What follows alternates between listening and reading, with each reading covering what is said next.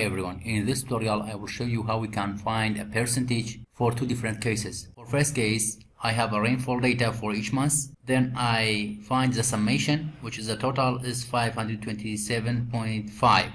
Let's find the percentage for each month. Here, just insert equal, then bracket, rainfall for each month, divide by the total.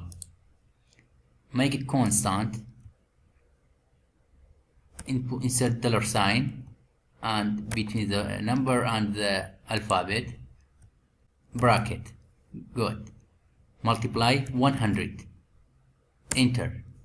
The percentage of rainfall for this month, January, is 14.4. Just drag it to the end.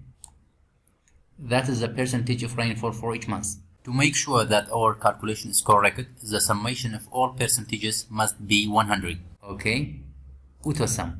It shows 100. It means our calculation is correct. For the second case, for example, we have a standard weight and another weight. You see there is a difference between the standard weight and another weight.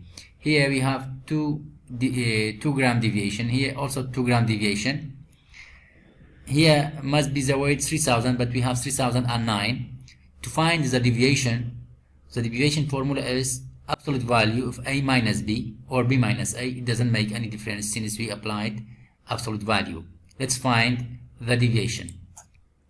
Equal absolute, yes, a minus b. Enter. The deviation is 2. Just drag to the end.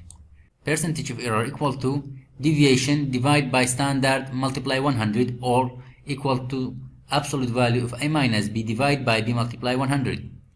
Let us write in equal sign deviation divided by standard multiply 100.